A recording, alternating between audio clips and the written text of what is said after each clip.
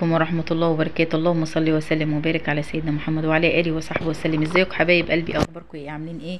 ان شاء الله بقى النهارده هنعمل الكحك بقى بتاعنا المظبوط، اللي هو بين الناعم وبين يعني المظبوط، ولا ناشف ولا ناعم. عملته طبعا دوت اوردر، واحده طالباه مني، مش حابه طري، يعني مش حابه ناعم، حابه مظبوط. فانا عملته الطريقه المظبوطه. ان شاء الله هنعمل برضو الناعم اللي بيدوب في البق. زي ما انتم شايفينه هو مظبوط، مش ناعم ولا ناشف، مظبوط. عاملينه اللي هو المظبوط زي ما انتم شايفين كده شكله. طبعا عاملينه بالسمن البلدي والزبده النيوزيلندي، عاملينهم مع بعض زي ما انتم شايفين كده. شايفين الجمال والحلاوه، مش عايزه اقول لكم طعم وريحه مفيش بعد كده.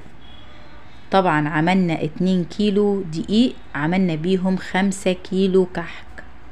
طبعا هنا نص كيلو زبده نيوزيلندي، عليهم نص كيلو سمن بلدي 500 جرام. طبعا عندنا كوباية ونص مية دافية، عندنا 6 معالق سكر بودرة، عندنا معلقتين كبار سمسم، عندنا معلقة كبيرة من الخميرة. طبعا انا مش هحط بيكنج باودر، الطريقة دي ما فيهاش بيكنج باودر. طبعا هنحط المواد و2 كيلو طبعا الدقيق. هنحط الاول السمن البلدي ونحط المواد الجافة الاول مع بعض ونقلبها كويس. بعد كده هنبتدي الاول ان احنا نضرب الزبدة مع السكر البودرة لحد ما الزبدة لونها يتغير. طبعا هنا هصفي السمن البلدي كلها. طبعا الكوبايه المعياريه ديت انا بستخدمها بصراحه لان انا ما عنديش ميزان، فيعني طول عمري بستخدمها بصراحه. فيستحسن ان انت لو ما عندكيش ميزان او الدنيا يعني لان الميزان مش اي حد يجيبه، اللي يجيبه اللي هو ايه هيحتاجه، يعني بيبيع جامد. انا على قدي يعني اللي هو ايه بالطلب. زي ما انتم شايفين كده انا جبت اللي هو ربع كيلو ملبن، حطيت معلقه سمن بلدي عليه، ورحت هرساه بالشكل دوت بايديا. طبعا هكوره، اعمله كور واخليه عشان نحشي بيه الكحك بتاعنا. طبعا برضو العجوه جبت برضو معلقه سمن بلدي معاها، ورحت هرساها زي ما حضراتكم شايفين، وههرسها برضو وهكورها زي ما هكور بيها بالشكل ده الملبن بتاعنا. طبعا انتي الاول حاولي لو حد معاكي موجود ولا حاجه، هتمسكي حته صغيره من الملبن كده بالشكل ده وتروحي مكوراه وركناه على اللي جنب. لو حد معاكي بقى هيعمل لك دوت، وانتي تبتدي ان انتي تعجني العجينه بتاعتك. في حاجه، في تكات كده لازم تاخدي بالك منها في الكحك بتاعنا، هي ان الكحك ما ينفعش فيه تكات، ما ينفعش ان انت تعجني فيها، وفي تكات لازم تعجني فيها. فاحنا هنعرفها مع بعض زي ما حضراتكم شايفين كده. هبتدي ان انا حطيت المواد الجافة مع الدقيق، طبعا 2 كيلو دقيق زي ما انتم شايفين كده. هبتدي ان انا اقلبهم كويس، وبعد كده طبعا هجيب المضرب الكهرباء بتاعي. وطبعا قطعت الزبده الصفراء، قطعتها مكعبات صغيره علشان ما تبقاش تاخدش يعني وقت معايا. زي ما انتوا شايفين كده هبتدي ان انا اضربها لحد ما تبقى لونها فاتح وكريمي. اضربها قد 10 دقايق زي ما حضراتكم شايفين. في معلومة عشان تاخدوا بالكم منها، انتوا لو حابين تعملوا كحك اللي هو الدايب، انا ان شاء الله هعمله مع حضراتكم اللي هو الناعم جدا جدا، اللي هو بتاع المحلات.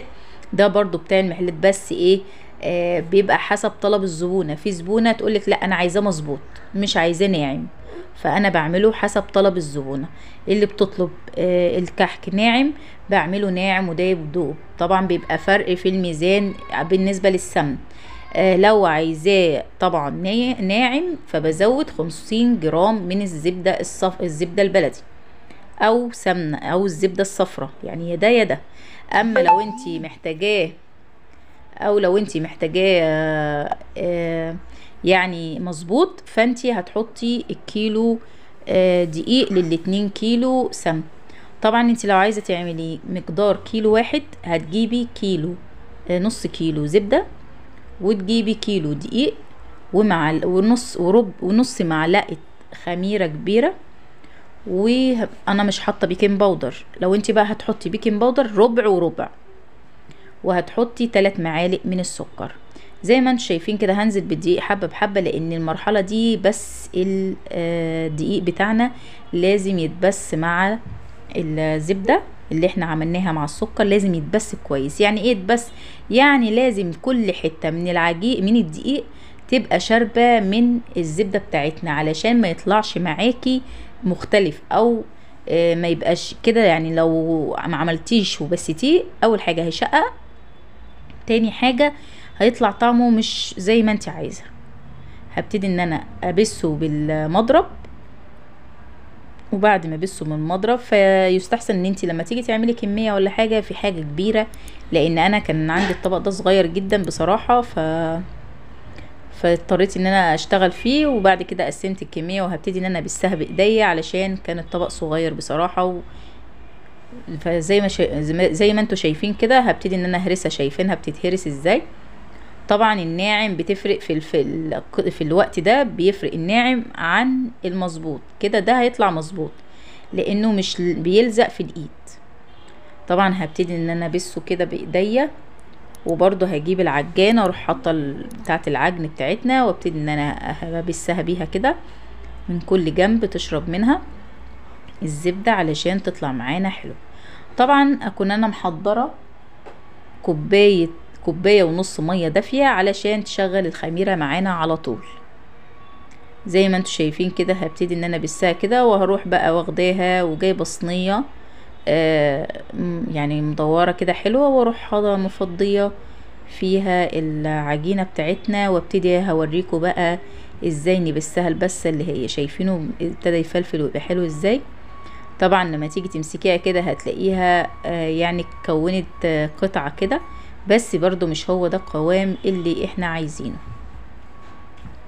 فانت لو حابة تنعمي الكحك هتزودي في السمنة، لو حابة تنشفي، يعني في ناس بتحبه ناشف، في ناس فعلا بتحبه ناشف، فهتنشفي في الكحك. ازاي هتنشفي؟ هتزودي سوائل وتقللي في المواد الدهنية. يعني مثلا انت عايزاه مظبوط هيبقى كيلو سمن، نص كيلو زبدة. اما لو انتي حباه ناعم فهيبقى 550 جرام زي ما انتوا شايفين كده. يعني ال2 كيلو دولت بياخدوا، لو انتي عايزاه ناعم بس ده اللي هو ده مظبوط، الناعم بتحط له 100 جرام لل2 كيلو، لو كيلو هيبقى 50 جرام. زي ما انت شايفه كده هبتدي ابس بايديا. شايفين البس؟ هو ده البس اللي يخلي معاكي العجينه جميله ازاي، شايفينها حلوه ازاي. هبتدي ان انا ابسها كلها كده لحد ما اتاكد كل قطعه فيها شربت من الزبده البلدي واللي صفرة معانا. طبعا مش عايزه اقول لكم ان ريحه الكحكه كانت جايبه اخر الشارع وفي نفس الوقت رامه معانا كميه. انا لما باجي اعمل الاولاد بعمل 2 كيلو بيبقوا حلوين جدا معانا بصراحه، وبعمل لهم بقى ان شاء الله هنزل لكم بالبسكوت ان شاء الله بكره باذن الله. النهارده انا عملت الكحك اللي هو المظبوط ان شاء الله. فيديو اللي بعد ده اخلص بس الاوردر دوت، وهنعمل ان شاء الله مع بعض الكحك اللي هو الدايب، لان انا بحبه ناعم، ما بحبه، انا بحبه يدوب كده زي الغريبه. فهوريكم شايفين بقى عملت ازاي وابتدت تلم معانا ازاي. احنا ده كله لسه ما جبناش الميه، هبتدي بقى ان انا انزل عليها بالميه خلاص كده حبه بحبه. هنزل بالكوبايه ونص ميه والم طبعا بطراطيف صوابعك، ما تقعديش تضغطي وتعجني عشان ما تعملش معاكي عرق.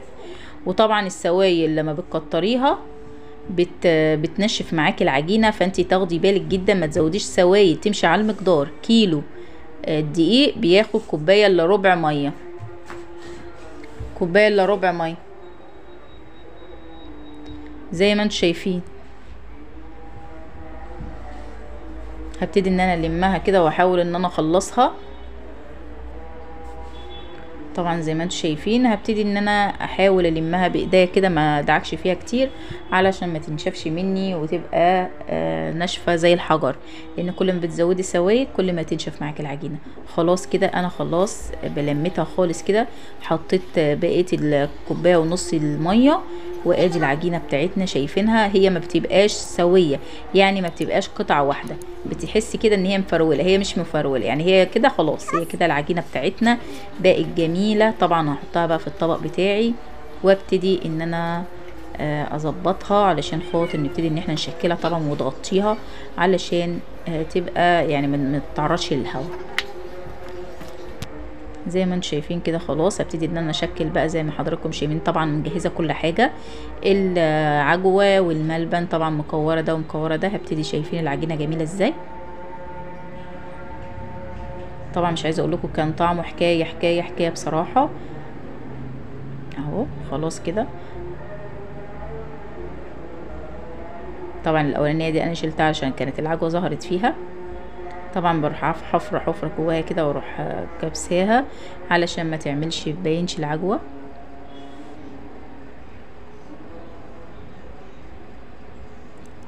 هبتدي ان انا اخلصهم كلهم. طبعا انا كانت عندي البصامه دي بقالها 7 سنين مخليها. بصراحه انا ما بحبش اعمل بالمناقيش والكلام من ده، لان بصراحه بتاخد معايا وقت.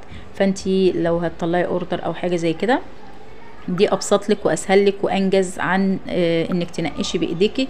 وادي الكحك بتاعنا شايفين شكله جميل من تحت ومن فوق ازاي. بصوا يا حبايبي، وادي خلصنا الكحك بتاعنا خلاص، وادي شكله بعد ما اتعمل. شايفينه شكله جميل ازاي، وهوريكم مدى القوام بتاعه. طبعا مش عايزه اقول لكم بالف هنا وشفا للي ياكل.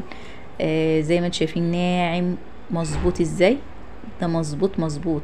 والعجوه شايفينها، هوريكم برضو العجوه شايفين بيتداس عليه بيتضغط عليه بيتعمل ازاي. خلاص كده، يا رب يكون الفيديو عجبكم. ما تنسوناش بلايك. مع السلامه.